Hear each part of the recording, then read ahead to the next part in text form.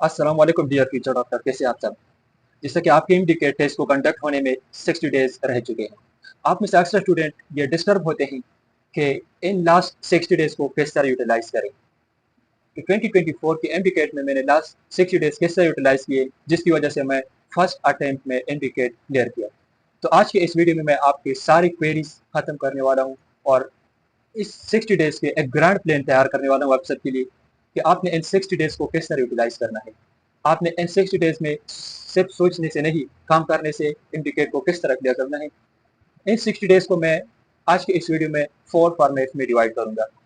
First format का duration होगा 30 days, second format का ड्यूरेशन होगा 15 डेज और थर्ड एंड फोर्थ फॉर्मेट का ड्यूरेशन होगा 7 डेज और फाइनल रह जाता है एक डेज, जो कि मोस्ट इंपॉर्टेंट है। वो आपने किस तरह यूटिलाइज करना है, तो इसके बारे में भी आपको बताऊंगा। तो मैं हूँ आतिफ असलम फ्रॉम बादशाह खान मेडिकल कॉलेज। तो आज की इस वीडियो को शुरू करते हैं। So dear friends, first of all आते हैं कि आपने 60 डेज में से 30 डेज को किस तरह यूटिलाइज करना है। तो इन 30 डेज का सबसे पहले तो मैं आपको ये बताऊंगा कि इन 30 डेज में आपने क्या क्या करना है। तो सबसे पहले इन 30 डेज में आपने 3 काम लाजमी करने हैं। नंबर 1, एमडीकेट का जितना भी सिलेबस पीएमडीसी की तरफ से एडवाइस किया गया है, उस सिलेबस को कंसेप्चुअल और रट्टे के लेवल से आपने इन 30 डेज में कवर अप करना है। आपने वो किस तरह करना है वो मैं बाद में बताऊंगा, लेकिन इन 30 डेज में आपने जितने भी मुश्किल टॉपिक्स हों और जितने भी रट्टे वाले पॉइंट्स हो, आपने सारे कवर अप करने हैं। जिस तरह के मैं आपको बताऊं कि रट्टे वाले कौन से पॉइंट हो सकते हैं, बाद में मैं आपको एक्सप्लेन भी करूंगा कि कौन कौन से आपने रट्टे करने हैं। जितने भी टेबल्स है, न्यूमेरिकल वैल्यूज हैं और केमिकल रिएक्शन के लिए कैटालिस्ट का इस्तेमाल, टेम्परेचर की वैल्यू कितनी होगी, प्रेशर की वैल्यू कितनी होगी, ये सारी चीज़ें जो है ये रट्टे में आ जाते हैं। और फिजिक्स में जितने फार्मूलाज है वो आपने याद करने होंगे। उन फार्मूलों से ये होता है कि आप एमसीक्यूज भी क्लियर कर सकते हैं। उन फार्मूले से आपका स्टेटमेंट भी बन सकता है, यानी मतलब कि आप उन फार्मूले से किसी भी क्वांटिटी को डिफाइन भी कर सकते हैं। तो आपने लाजमी करना है। तो नंबर 1 पॉइंट हो गया कि आपने क्या करना है, कंसेप्चुअली रट्टे के लिहाज से A to Z syllabus cover up करना है।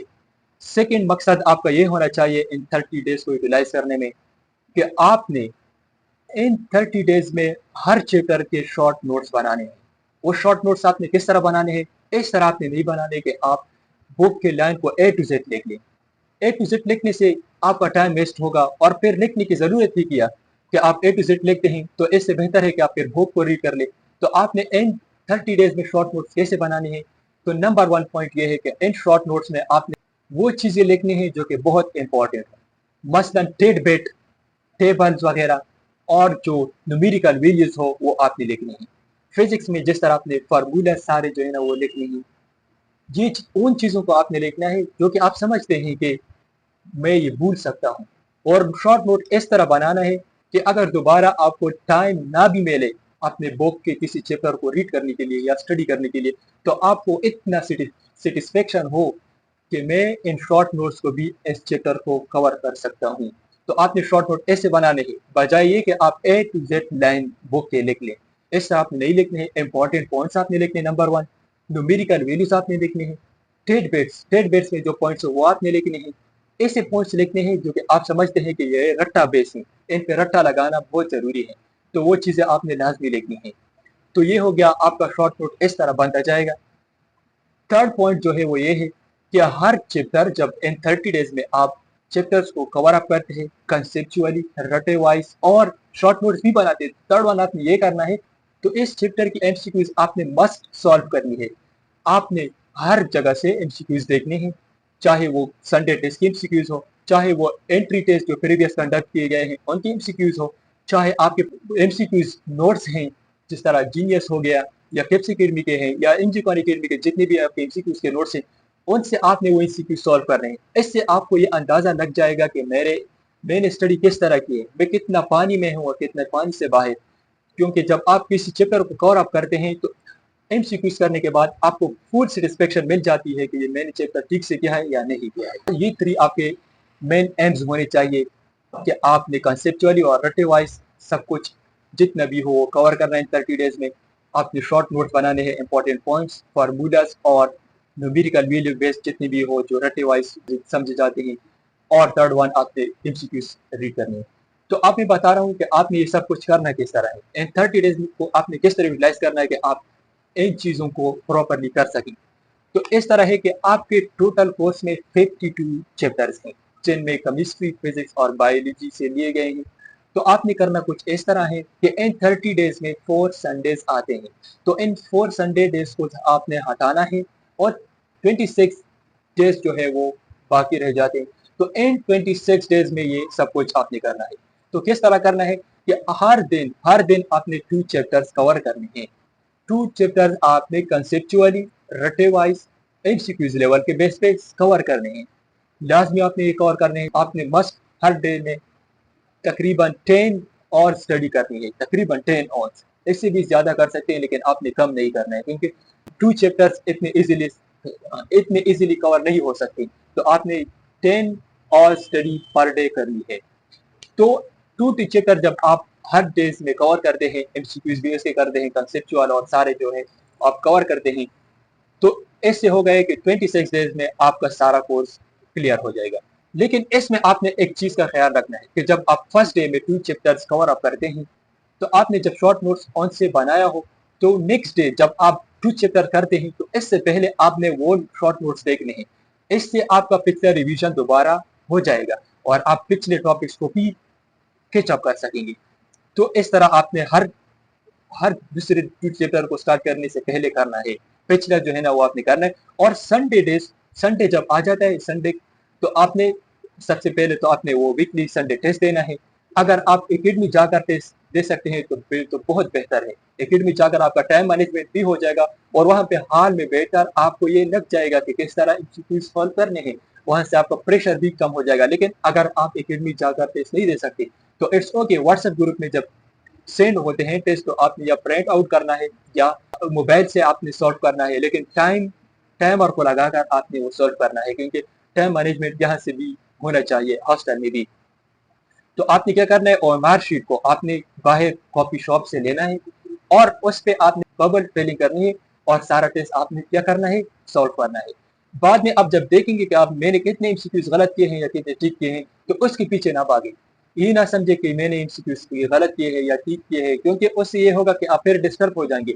और इस तरह जरूरी भी नहीं है कि जो एमसीक्यूज ऑन एकेडमीज ने बनाए हैं वो मस्ट इन डिकेट में आ जाए। तो इस वजह से आपने इसको एज अ प्रैक्टिस लेना है। सबसे आपको मेन फोकस इस चीज पे देना है कि आपने इन एमसीक्यूज को एज अ प्रैक्टिस लेना है फॉर टाइम मैनेजमेंट के लिए। तो हर संडे में जितना कोर्स भी किया हो, जितना भी कोर्स आपने ऑन 6 डेज में किया हो, तो 7 डेज में जब संडे आ जाता है, तो वो संडे में आपने क्या करना है, उन सारे टॉपिक्स, शॉर्ट नोट्स और सब कुछ फिर रिवाइज करना है।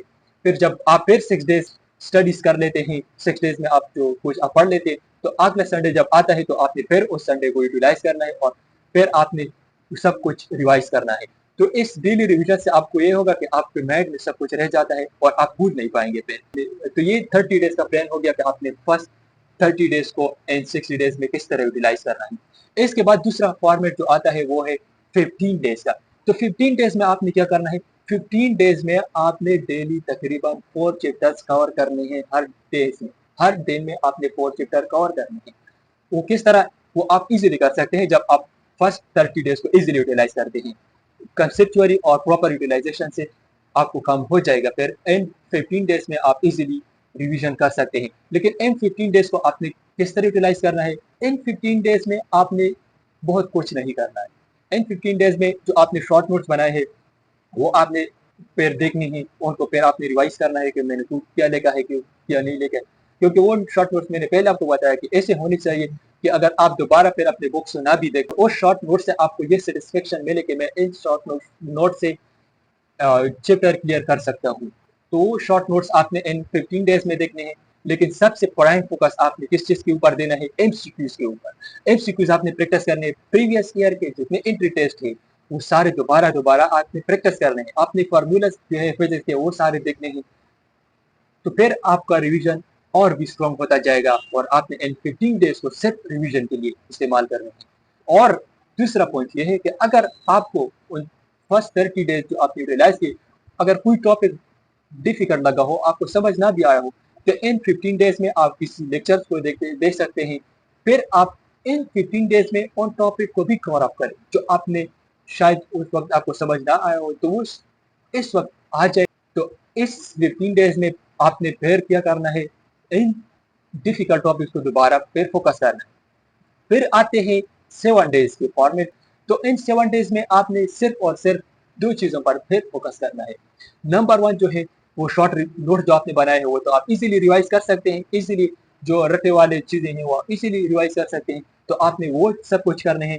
और दूसरा पॉइंट ये है कि आपने फिर जो आपका प्रॉपर चीज़ है, जो आपका मेन चीज़ है एमसीक्यूज, उसके ऊपर आपका कमांड होना चाहिए। और जितने न्यूमेरिकल्स है फिजिक्स वाले उनको ज़्यादा टाइम देना है। आपने आपको पता है कि इंडिकेट में आपको कोई कैलकुलेटर्स वगैरह नहीं मिलेंगे। आपने प्रैक्टिस ज़्यादा करना है। प्रैक्टिस से होगा ये कि आप एमसीक्यूज ज़्यादा डिफिकल्ट एमसीक्यूज भी इजीली कर सकते हैं प्रैक्टिस से। और जो डेसिमल पॉइंट्स में आ जाते हैं तो वो भी आप इजीली कर सकते हैं। तो एमसीक्यूज प्रैक्टिस इन 7 डेज में भी आपने करनी है। लेकिन ये 7 डेज मैंने रखे क्यों हैं, आप सोचेंगे। तो ये मैंने इसलिए रखे हैं क्योंकि आप इन डेज को प्रॉपरली यूटिलाइज कर सकते। आपने आपको चैलेंज दे के मैं इन 7 डेज में फिर रिवीजन करूंगा। तो 7 डेज मैंने कम इसलिए रखे कि आपका स्टेमिना जो है वो स्ट्रांग हो, आप जो है ना कम टाइम में रिवीजन कर पाए। क्योंकि जब कम टाइम में आप बहुत ज़्यादा सबक पढ़ लेते हैं तो इसकी जो है ना फिर मेमोरी लॉस कम होता है। क्योंकि आप रिसेंटली चीज़ को देखते हैं तो वो फिर कुछ देर तक आपके जहन में बैठता है।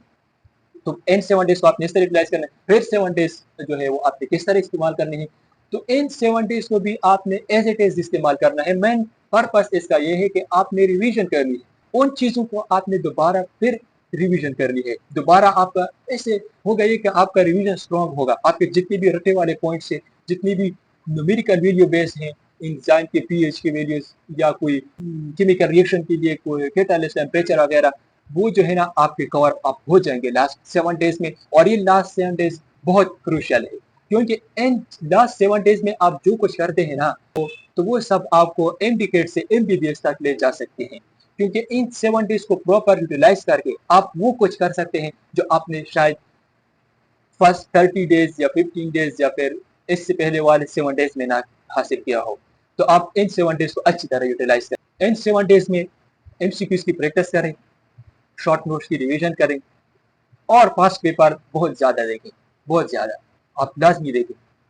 फिर लास्ट में आता है, आप सोचेंगे कि ये तो 59 डेज हो गए, तो लास्ट में क्या है, तो लास्ट में वो डे आता है जिस दिन मैंने खुद भी रात को नींद नहीं की।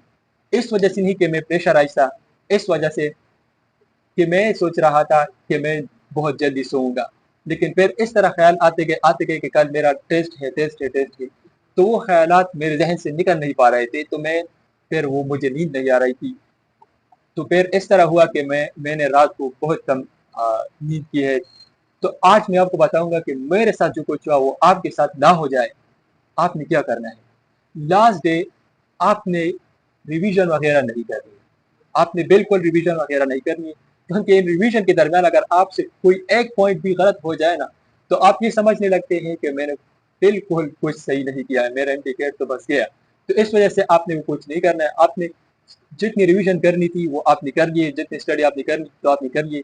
लास्ट डेज को आपने, ये फाइनल डे है, ये बहुत इंपॉर्टेंट डे है, इसमें आपने सिर्फ अपने लिए दिलासे पैदा करने, अपने लिए बस ये देखना है कि आप ऐसी चीज़ें करें जिससे आपका माइंड सेट जो है वो स्ट्रांग हो। आप पॉजिटिव थिंकिंग शुरू करें। आप ऐसे सोचें कि जिससे आपको लगे कि मैंने बहुत कुछ किया है। आप अपनी मेहनत को रिमाइंड करें कि मैंने बहुत ज़्यादा मेहनत की है, मैं क्लियर कर सकता हूँ इंडिकेट को। लेकिन आपने ये नहीं सोचना है कि यार मैंने स्टडी ठीक से नहीं की, मेरा टेस्ट फेल हो जाएगा।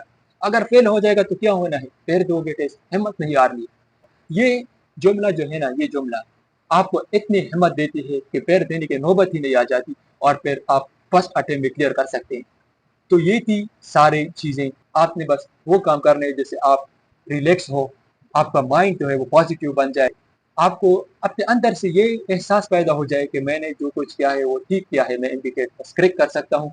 बस कल के दिन आने के इंतज़ार में हूँ और जब कल का दिन आ जाएगा तो मैं एमसीक्यूज़ को ऐसे-ऐसे करूँगा कि मैं खुद भी हैरान हो जाऊँगा कि मैंने ये किस तरह कर दी। तो ऐसे सोचिए, ऐसे सोचने से आप बहुत आगे जा सकते हैं और आप एमसीक्यूज़ ईज़िली कर सकते हैं। बाकी इंशाल्लाह आपने टेस्ट किस तरह अटेम्प्ट करना है और लास्ट डे आपने और क्या कुछ करना है, तो इसके ऊपर मैं एक सेपरेट वीडियो बनाऊँगा। तो आई होप ये वीडियो आपको पसंद आई हो। इंशाल्लाह मिलते हैं अगले वीडियो में, तब तक के लिए अल्लाह हाफ़िज़।